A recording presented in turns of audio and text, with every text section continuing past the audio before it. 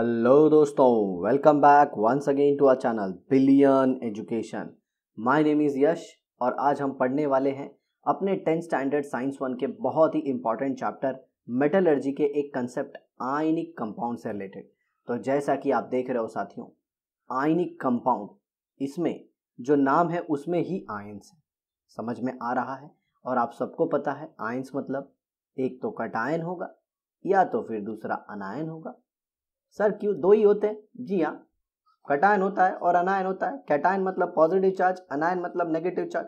अरे सर तीसरा चार्ज भी होता है जिसका कोई चार्ज ही नहीं। ऐसा बात नहीं करते हैं, समझे? आयन की बात के दो ही आयन होते हैं, कटायन होता है, अनायन होता है, कुछ भी मत बोला करो। चलो देखो आगे। The compound formed from two units namely cation and anion are called ionic compound. मतलब जो सिर्फ और सिर्फ कटायन और अनायन से बने होते हैं उन्हें हम कहते हैं ionic compound. The cation and anion being oppositively charged, there is an electrostatic force of attraction between them. अब जरा देखिए, ये मान लीजिए कोई एक पॉजिटिव चार्ज स्पीशीज है। ये देखिए A है, इसके ऊपर पॉजिटिव चार्ज है, ये B है, इसके ऊपर नेगेटिव चार्ज है।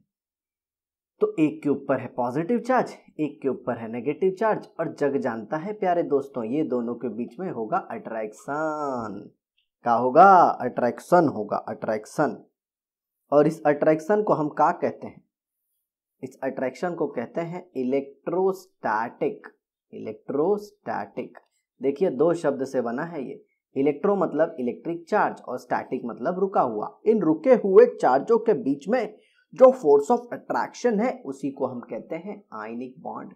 समझ में आया? तो पॉजिटिव नेगेटिव को अट्रैक्ट करता है, नेगेटिव पॉजिटिव को अट्रैक्ट करता है। समझ में आया? और इसी बीच में बन जाता है आयनिक कंपाउंड। आया समझ में? चलिए देखते हैं। You know that this force of attraction between cation and anion is called as ionic bond. तो ये जो अट्रैक्टिव फोर्स है इसी को हम लोग क्या कहते हैं? इसी को हम लोग कहते हैं आयनिक बॉन्ड। क्या कहते हैं? Ionic bond. आया समझ में? देखिए आगे। The number of cations and anions in a compound and the magnitude of electric charge on them is such that the positive and negative charges balance each other. अब जरा देखिए इस पूरे लाइन का निचोड़ क्या है। मतलब जितना पॉजिटिव चार्ज होगा उतना ही नेगेटिव चार्ज होगा। मान लीजिए कोई आ गया M+2, अब इसके ऊपर तो दो पॉजिटिव चार्ज है। Now what it will do? It will try to take two negative charge. तो सिंपली क्या होगा? ये बना देगा MB2, या फिर सिंपली ऐसे लिख सकते हैं MB2। क्यों सर? इसका दो पॉजिटिव चार्ज था, इसके ऊपर एक नेगेटिव चार्ज था, तो कैसे बैलेंस होगा? ये M+2 और ये B-1, इसको दो लिख दो, इसको एक लिख दो, ये इधर और ये इधर, मतलब एक M+2 हो जाएगा और B-1 दो हो जाएगा। और इस तरह से आपका फॉर्मूला बन जाएगा।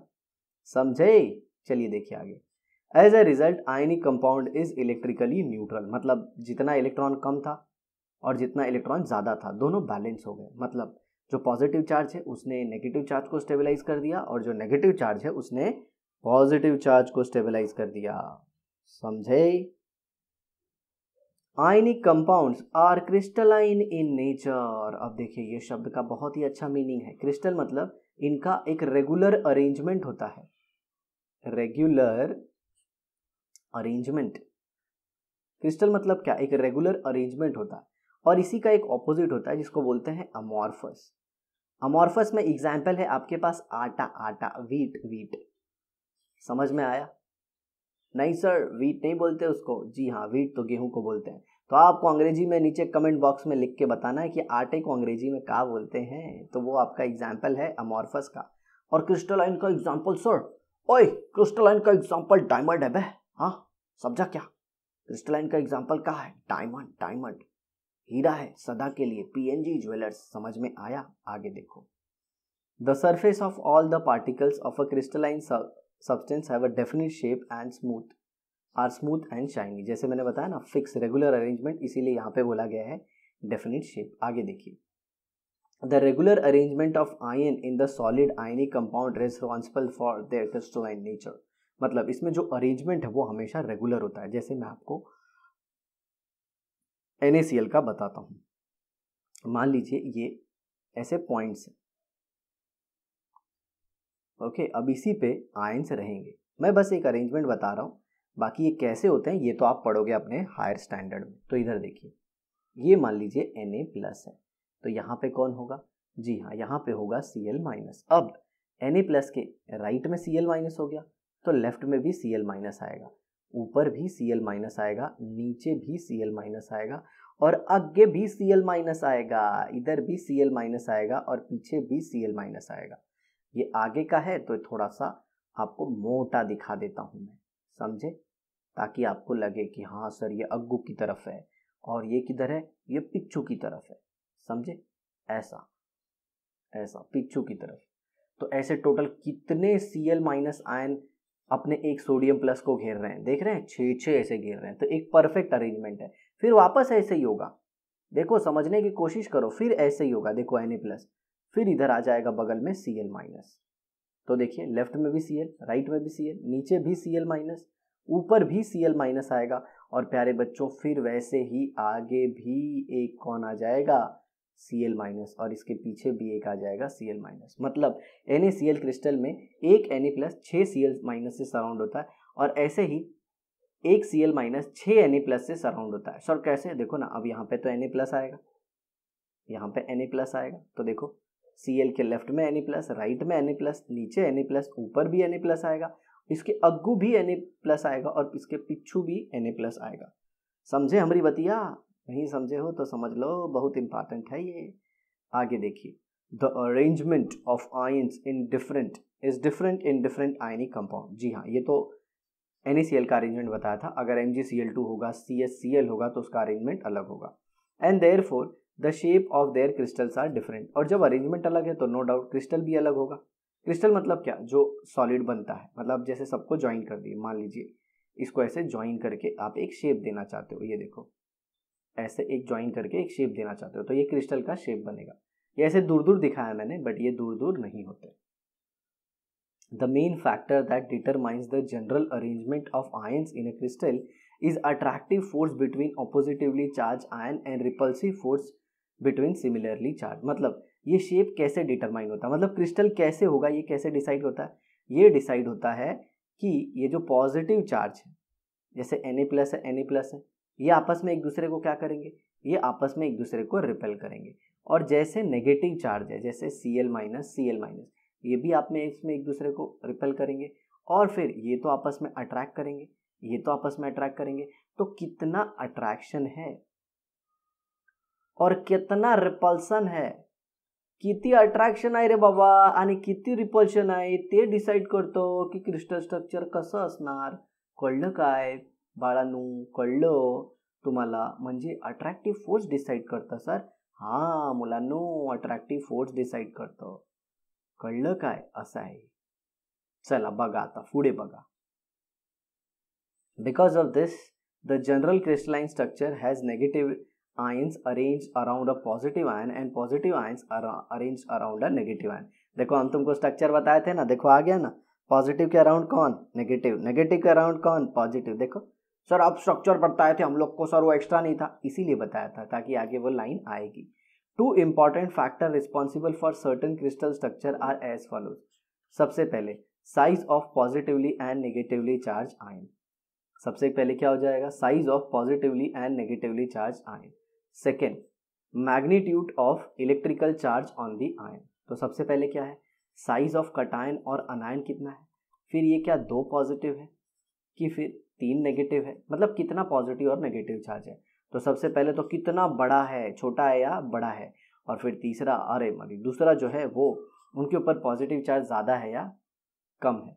तो देखिए ये एक्चुअल में एक दूसरे से रिलेटेड है, जिसके ऊपर पॉजिटिव चार्ज ज़्यादा होगा ना उसकी साइज उतनी छोटी होगी, और जिसके ऊपर नेगेटिव चार्ज जितना ज़्यादा होगा ना वो उतना बड़ा होगा। समझ में आया, ये बात है। The electrostatic attraction in the neighbouring ions with opposite charges is very strong, that is why melting point of ionic compound is high and also ionic compound are hard and brittle. अब इनके कहने का मतलब क्या है, ये जो देख रहे हो ये सोडियम जो क्लोरीन के साथ अट्रैक्टेड है, ये क्लोरीन हुआ, ये क्लोरीन हुआ, ये क्लोरीन, ये क्लोरीन, ये क्लोरीन, ये क्लोरीन, इससे बहुत ज़्यादा अट्रैक्टेड होता है, इसीलिए आयनिक कंपाउंड है ना बहुत हार्ड होते हैं। ओके, और इनकी melting point and boiling point भी ज़्यादा होती है। सर ये मेल्टिंग पॉइंट क्या होता है? एक ऐसा टेम्परेचर जिस पे सॉलिड मेल्ट हो जाए। सर बॉइलिंग पॉइंट क्या होता है? एक ऐसे टेम्परेचर जिस पे जो लिक्विड हो वो क्या होने लगे? इवेपोरेट, और कौन से स्टेट में कन्वर्ट होने लगे? वेपर में। समझे? ऐसा है। अब देखिए यहाँ पे कुछ एक्सपेरिमेंट है जो कि प्रॉपर्टीज ऑफ आयनिक कंपाउंड है। तो ये आपका प्रैक्टिकल वाला पार्ट है, इसको हम ज़्यादा डिस्कस नहीं करेंगे, ठीक है, या फिर इसको अलग से एक सेशन में हम एक्सप्लेन कर लेंगे, ठीक है। तो चलिए अब हम देखते हैं मेटलर्जी के बारे में। Metallurgy, the science and technology regarding the extraction of metal from ores and their purification for use is called as metallurgy. चलिए इसे समझने की कोशिश करते हैं, मतलब ये क्या दिया गया है, क्या बोला है science and technology regarding the extraction of metal from their ore, ये सब क्या है। चलिए देखिए, सुनिए पहले। मान लीजिए आपको घर बनाना है। क्या बनाना है? घर, हिंदी में घर, होम या फिर शेल्टर।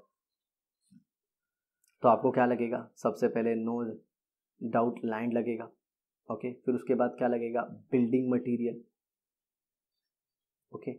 सर बिल्डिंग मटेरियल लगेगा और प्लस लेबर भी लगेंगे, ओके, जो भी है, लेबर भी ले लो।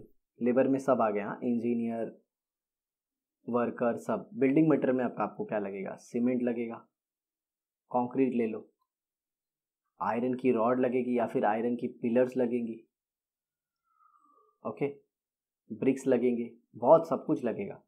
तो हमें मेनली पढ़ना है मेटल के बारे में। तो इसमें जो आयरन है, अब आपसे मैं ये पूछूंगा कि आप ये आयरन कहाँ से लेके आओगे, तो आप बोलोगे अरे सर जिसको ऑर्डर देंगे वो देगा ना, वो कहाँ से लेके आया होगा? सर वो भी बड़े किसी डिस्ट्रीब्यूटर से लेके आया होगा। तो ओके, डिस्ट्रीब्यूटर किधर से लाया होगा? सर उसने है ना खान में से लाया होगा, उसने माइन में से लाया होगा। जी हाँ। तो अब जरा ध्यान से सुनिए।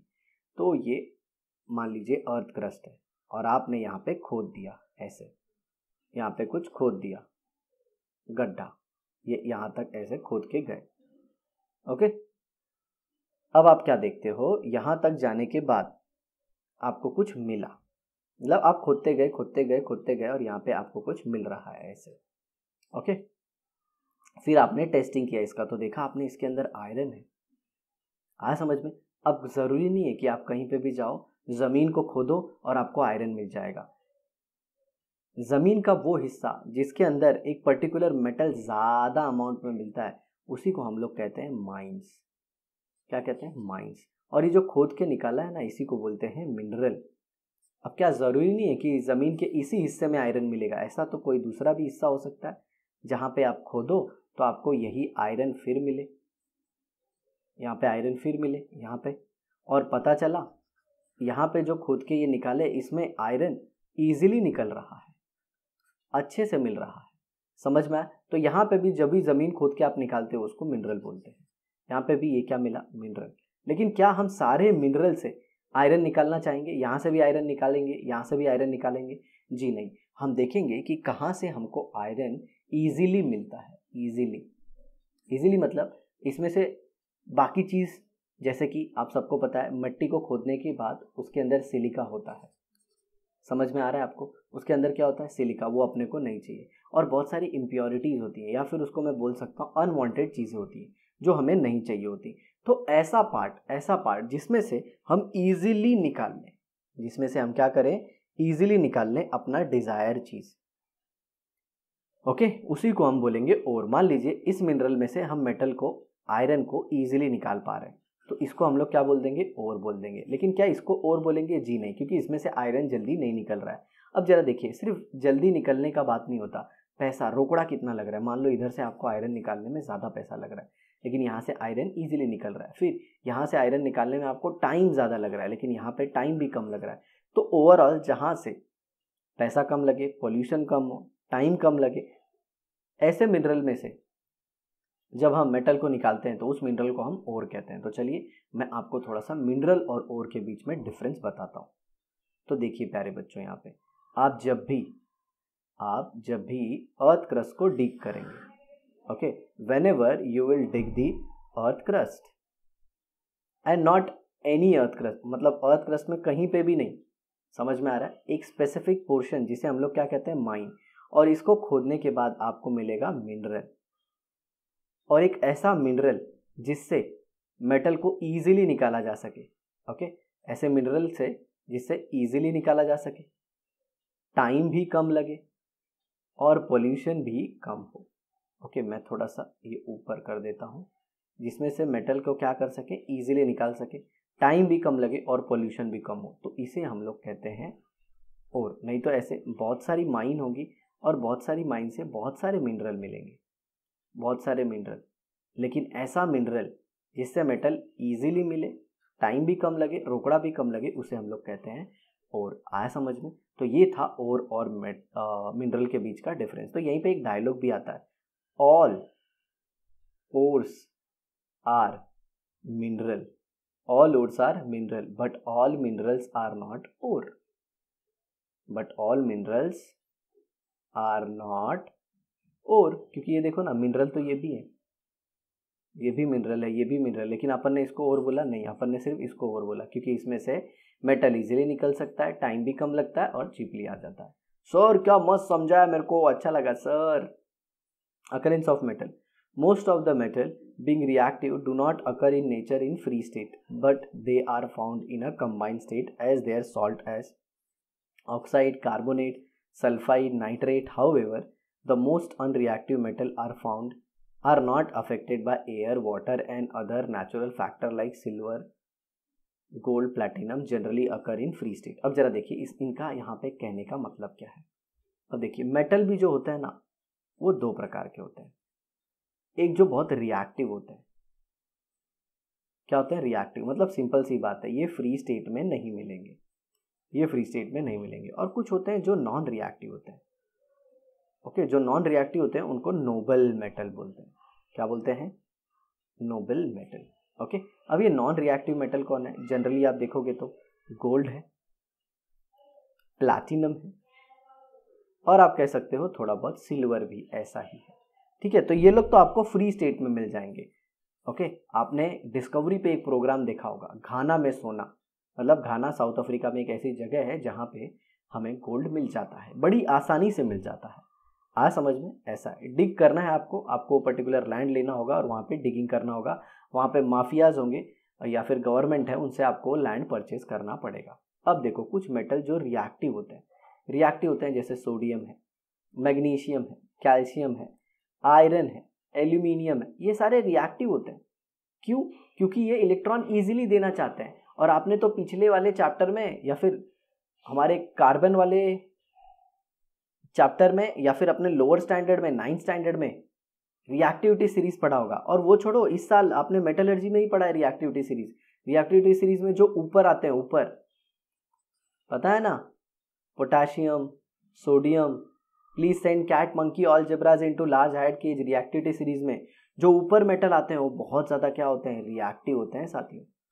वो बहुत ज़्यादा क्या होते हैं? रिएक्टिव। और बहुत ज़्यादा रिएक्टिव होने की वजह से वो कभी फ्री स्टेट में एग्जिस्ट होते ही नहीं है, और वो कंबाइंड स्टेट में एग्जिस्ट होते हैं। और कंबाइंड स्टेट में कौन कौन से फॉर्म में एग्जिस्ट होंगे, जो भी उनको मिल जाएगा। तो आपको मैं बताऊं, अर्थ क्रस्ट में समवॉट अराउंड 47 to 48% ऑक्सीजन मिलता है। तो देखो आप जितने भी आप मिनरल देखोगे या ओर देखोगे, क्या देखोगे? ओर, उसमें सब में ऑक्सीजन आएगा। जैसे देखो कार्बोनेट CO3-2, सल्फेट -2, समझ में? बाइकार्बोनेट। ओके, सब में देखो ऑक्सीजन है। फॉस्फेट, ये सारे, ये सबको याद रख लेना। CO3 2- होता है, इसको बोलते हैं कार्बोनेट, और इसको बोलते हैं सल्फेट, इसको बोलते हैं बाइकार्बोनेट। ये हाइड्रोजन की वजह से इसमें बाइकार्बोनेट आ गया, तो इसको बोलेंगे बाइकार्बोनेट। और इसके ऊपर जो चार्ज होगा ना प्यारे बच्चों, वो -1 होगा। ओके, ऊपर -2 है, और ये है PO4-3, इसको बोलते हैं फॉस्फेट। आई होप आपको समझ में आया होगा। और भी कुछ दिए हैं यहाँ पे जिसका मैं बता देता हूँ। नाइट्रेट जैसे हैं, नाइट्रेट के जनरली आपको मेटल फॉर्म नहीं मिलेंगे क्योंकि नाइट्रेट सोल्यूबल होते हैं। तो सोल्यूबल होंगे तो क्या होगा? बारिश होगी तो उसमें डिजॉल्व होके बह जाते हैं नदियों में।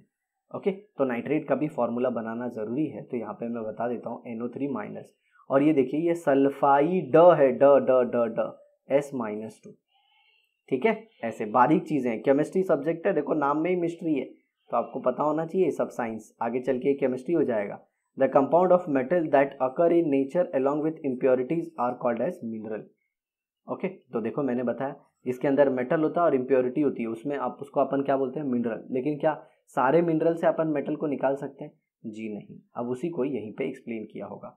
The mineral from which the metal can be separated economically are called ores. मैंने बताया ना, ऐसा मिनरल जिसमें से मेटल को आसानी से निकाल लिया जाए, पैसा भी कम लगे, टाइम भी कम लगे, पोल्यूशन भी कम हो, उसे ओर कहते हैं।